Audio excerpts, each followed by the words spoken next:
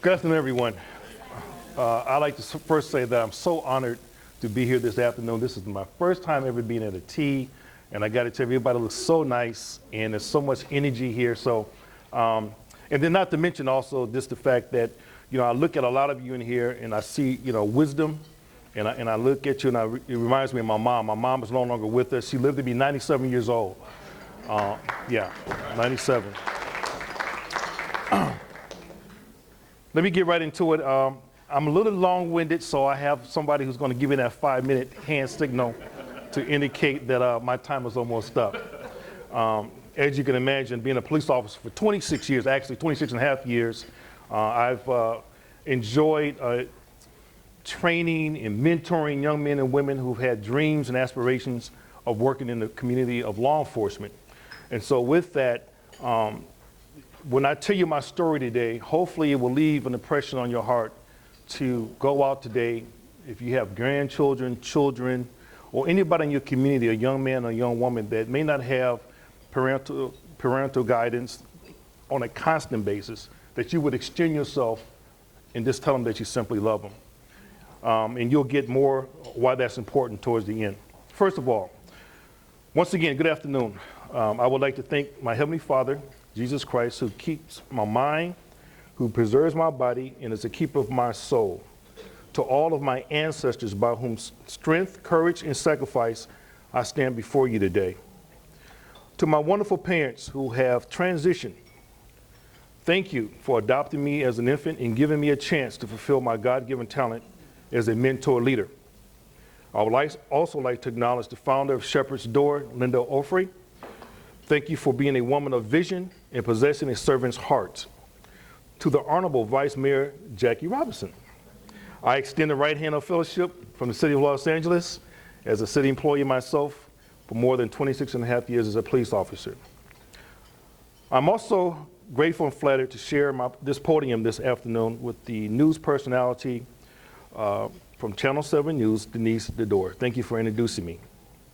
To all of you here today, on the sound of my voice, I thank you for the opportunity to share with you a little bit about my life and about the people that played a pivotal part in the part of me being who I am today. At this time, I would like to share a quote from you from the great NFL football coach, Tony Dungy. He was a former NFL coach for the Indianapolis Colts, Tampa Bay Buccaneers, University of Minnesota, Pittsburgh Steelers, Kansas City Chiefs, and Minnesota Vikings. And it reads something like this: but the ultimate goal of every mentor leader is to build other leaders. To regenerative idea, or the generative idea that leaders produce leaders, who in turn produce leaders, is a powerful concept for mentor leaders in their organizations. At the heart of this regeneration is the principle of elevation and raising people up. Raising up leaders is the truly selfless goal of every mentor leader, the culmination of focusing on others. To elevate your fellow men means to help them reach their God-given potential. I know we're here today to talk about or have a discussion to some degree about domestic violence. In my 26 and a half years, probably within the first 10 years of my career, I dealt with domestic violence probably in terms of a radio call 3 times a week on an average. We even started dealing way back in the 80s with teenage rape. Without naming names, I can remember going to a certain middle school and having a young girl at the age of 11 years old. My partner and I was there, and she was without expression, didn't cry, no emotion, and basically explained to us step by step how she was violated. The young man who did it at the age of 13 left us in disbelief. There's no way that we're going to get a specimen or evidence to show that there was a violation. Once we took her to the hospital, like we have to do when we get the examination done, there was, in fact, specimen left behind. And today, this young man is still doing time for that rape. What I learned from that is that we have to be very good listeners. We cannot judge people and have preconceived conceptions about a person or persons based upon where they live at, based upon their education, based on background. With all my recruits, I'm going to move around a little bit. In my training young men and women to be police officers, the one thing I always taught them and trained them to understand is that you have to be willing to serve. Being a law enforcement officer is about serving other people. It's not about the badge, it's not about the guns, it's not about going out, because you can't save the world. I've been there, tried that. You will burn yourself out within the first 5 years of your career by chasing every radio call and trying to put everybody in jail. Let's face it, we're not going to arrest the problems we have, our social ills. With regard to gang violence, with regard to domestic violence, with regard to social unrest. There has to be some education, there has to be some intervention, which is what Shepherd Door does, is intervene when a life has been impacted and damaged. We do a great job in this world of building rockets to go out of space. We do a great job of building computers that can, sweep your floor while you sit there and watch TV. We have washing machines now that this is good as going into dry cleaners, and you can pop your suit in there and take it out and boop, put the suit right on. I mean, it's amazing what technology has done. But we still live in a country, where we have broken people. How do you fix broken people? It's a weighted question. When I think about the word time, I have a little acronym that I usually use when I talk to different groups, and it goes something like this. T is for treasure. Time cannot be banked. We have to make use of our time. I always say at the tender age of 53, I have more good days behind me than I got in front of me. So I have to make these days in front of me really count. When I talk to young people about treasure, particularly young women, when I was growing up, it was no problem for an elder woman to talk to a young lady about sex. This just wasn't. And a young lady knew growing up, where I grew up in Michigan, and probably other parts of the country, I'm sure, that there was something to be said about dating. There was something to be said about kissing. There was something to be said about the emotional aspect of a relationship. Here we are today where we have rap music to disrespect women, right out, just straight out. And everybody in society seems to have a cause that they want to fight for. But it just seems to me that we got to go back to the basics. We got to go back to the basics when we talk about the I in time, which is invest time. We have to be the best time in one another, and to particularly our young people, what we do with brother to brother, because we teach young men that if you're walking with a young lady, you walk on the side of the street. Don't let her walk on the side of the street. We teach young men that no young lady with you should ever have to touch a doorknob, ever. That she needs to be able to have her chair pulled away from the table when you go out and take her out for a date. See, if we don't do that, then we can't sit back and complain about the discord and what we see out there and what we hear that disappoints us. M in the word time is for margin, the space between your load and your limits. Your load and your limit. We carry a lot of things as a culture, as a people, with regard to the things that happen in our respective communities. But we all have a limit. This word, margin, will even mean a lot more as I go further into my presentation. E is for enlightenment and empower. Shepherd's Door, you empower and enlighten young women and young men and anyone who's been violated to the degree that you get them to understand that you have value. You're relevant. And never let nobody tell you that you're not relevant. You'd be surprised that when I have an auditorium of about 200 or so young men at a college campus, USC, UCR, out in Riverside, and I asked the young men in the audience, could you raise your hand and tell me how many of you had your mother, your father, or your grandparents tell you that they love you today? Out of 200, you might get 10 or 15. Well, I was adopted, as I mentioned earlier, and I cannot think of a day that I ever left the house and my mother didn't tell me that she loved me. My mother used to boss me on her knee. I remember my mother taking a crowd of peas and picking them, and I would sit there and watch my mother do it. That's why I know how to do it today. My mother would get greens and she would clean them and show me how to clean greens. I know how to cook, so I do know how to cook, sisters. I don't need to wait on nobody to cook me a meal. I can do my own meal. I remember having a garden, and my mother would take me out in the backyard in the garden, take a stick and put it in the ground, and you put a seed in a hole, and you put water in it, and then on your knees, you would cover that seed up. And within about a couple of months, you had cucumbers, you had greens, you had green beans, you had all the food that was nutritional that helped you to be a good, strong person. McDonald's, Burger King was like, if you got that once a month, you was doing good. I mean, that's, you know, you was living on some high cotton because your parents just wasn't taking you to McDonald's or Burger King. You had to eat what was in front of you. Now we have a society where people are divided. Do we wonder why we have the problems we have? We have teenage pregnancy up out of the roof. And so you have a teenage girl who never fully developed herself. Now she has the baby. Now she's frustrated. She doesn't know how to deal with the dynamics of this child that has specific needs. And so instead of nurturing the child gets battered. I remember working in South LA. We responded to a radio call. There was a mother that was on crack. She took a baby that was about 3 weeks old and put the baby in the microwave.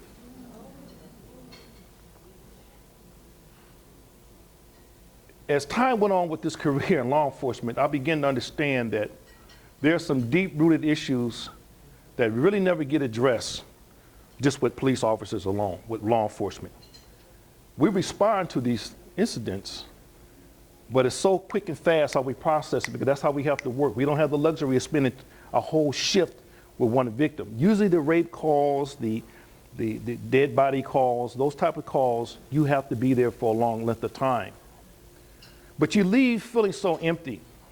And I have a litany of stories I could leave you here with today with regard to what has impacted my life and caused me to basically be the man I am. But I think the story that I'm going to leave you with, the last story, will be the most impacting. It was 2009 that I was a drill instructor. I had a class of about 48 recruits. Hot summer day, much like this, muggy. And I'm at work, and typically my day started at 5 o'clock in the morning. The classes started at 6. We go to 2:30. That was an everyday routine. This particular day at about 12 noon, I began to feel my body had body aches, and I was feeling very sick. And I told the recruits, Officer Brown is going to leave early today, so if you guys got questions, you better get them in early because I'm not really feeling well. It was not customary for me not to feel well. I'm a health nut. I'm always on the recruits about taking their vitamins and getting rest and drinking lots of water. And it's just, I was just trying to figure out, like, how could I be going through this?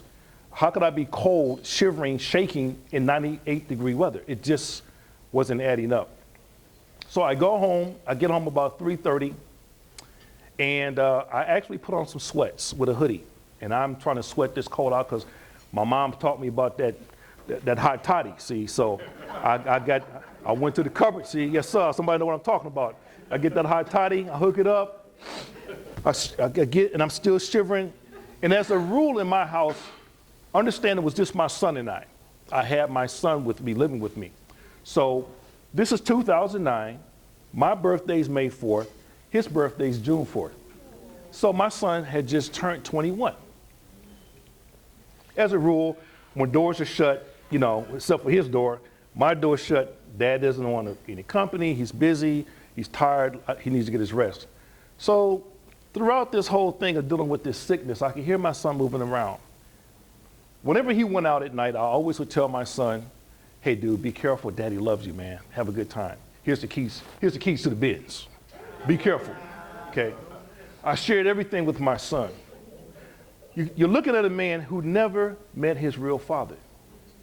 My real father never sent me a Christmas card. He never called for me. He never came to look for me. That bothered me. It really did for a lot of years. My mom, who gave birth to me, who gave me up for adoption as an infant, I didn't understand a lot of things growing up as a kid, but as I got older, I began to understand more because people began to call me aunts from the South, from North Carolina, Atlanta, Georgia, and say, you know, people really want to meet you because we're so proud of you. We've seen you on TV, we've heard you speak on the radio, and we just want to see you, you know. I said, time will come, because I'm still dealing with this situation where how come my dad doesn't want to meet me? What's wrong with me? There's a lot of kids out there that feel that way. It really is. Well, as time went on during this particular evening, at about 11:30, I was so miserable, I was seconds away of calling somebody to come take me to the doctor, take me to see this. I just can't deal with it no more. I had literally boiled some water and had some Theraflu, and I had boiled the water and drank it to the point where it was burning my tongue because I just wanted relief. Every bone in my body ached. I finally didn't get to sleep until about 1:30 in the morning. By this time, I had sweated out 2 pairs of sweats, and I'm just trying to just feel normal again by the next day. 6:30 on the dot, July 18th, my doorbell rings. My son was always forgetting his key or losing it. So in my mind, I'm thinking, this doggone boy don't forget his doggone key again. Here we go. So I get up, I go to the door, and there's 2 white detectives with 3 ring-binder notebooks. All of a sudden, my mind starts moving 1,000 pages a minute, like, oh, this is not good. Stinson Brown, yes, that's me. Could we come in? Come on in. So I offer them to sit down, a seat in the house, and they tell me, no, you have a seat. Now I really know there's nothing that's not going to come out of this. So as they set me down and get me seated, they asked me, do you have a son by the name of Stinson Amir Brown? His middle name was Amir. I said, yes, son. Do you know he went to a party last night? No, but he's 21. He's entitled to go to a party. They says, well, Stinson, your son was shot and he didn't make it. My only son. My only son who was at a house party, who left the house party, and because of his commitment to being a friend to a friend, went back to the house party with 3 other young people, 2 girls and a guy, to get somebody who had got left and stranded. And then I ended up losing my son. I didn't believe it. I said, give me about 6 or 7 minutes. I'm going to take a shower, get myself together. Let's go to the station. The only thing I could say spontaneously was that I always told my son to be careful. That's the only thing I could say. I was feeling so many emotions at one time. It's really hard to articulate it. We get there to the station, the Southwest station. I'm greeted by one of my brothers who I train in martial arts with. And he's like, look, dude, we can go to the beach. We can have a knockdown drag if you want to. I know you're angry. You want to. Honestly, folks, I didn't have murder in my spirit. I really didn't. Because what I began to realize right away that when I was going through this sickness in my body, it was a preparation. Because my son and I were so connected. When he was born, I held him first. I caught him. I was right there. His mother kicked him out at 14, so from the age of 14 to 21, it was just him and I. There's no such thing as a single parent, by the way. If you got kids, you're a parent. You ain't no single, because you got another person you're responsible for, okay? And so this whole situation playing out the whole day, I got people calling me on my cell phone, gangsters from the community. Man, we can fix this, Brown, because they caught the kid that night. They caught him that night. He was in custody. I had deputies calling me. Man, we can take care of this, Brown. We know you know how to do it, make it look real clean because of your martial art experience and just who you are. I said, no, we're gonna let God handle this one. We're gonna let God handle it. I took my cell phone and gave it to who now is like my brother, who's now I've been living with since 2009. We share a house together. I said, take my cell phone, dude, because I can't handle the calls. It was just too much for me. Now, Brother to Brother had already got started in 2007. The first meeting we had was at the famed church. Why? Because it was the first black church founded in Los Angeles by a black woman, by the way, in the living room. The second year we went in 2008, we was at USC in School of Gerontology. We had about 58 young men there. We mentored them. We had a great time. We gave out awards, and it was very good. 2009, the loss of my son, we had almost 300 young men in Moore Hall at UCLA. So many emotions was rampant in that auditorium that I had to have brothers, I had to have mentors throughout that auditorium just to kind of keep the volume down. You know, it's something to be said that when you can turn down the volume of life to hear the whisper of God. I've learned the importance of that through my tragedy and loss. Because, see, I'm a victim. May not be the victim of a domestic violence, something of that nature, but I am a victim. I've been able to meet men and women from a myriad of backgrounds that have had similar situations. However, with me that's different, the kid that did it is doing 65 years to life. Took 2 years for us to go to court, took a week and a half to come to a decision. It's a little bit of a satisfaction for me, but it doesn't bring my son back. There's an Arabic proverb that goes like this. There's 4 things in life that never return. The first thing in life that never returns is the spoken word. What I've learned over the years as a police officer, because officers do get sued sometimes for saying the wrong things, is that we have to be very careful what we say to one another, because once we say something, we can't take it back.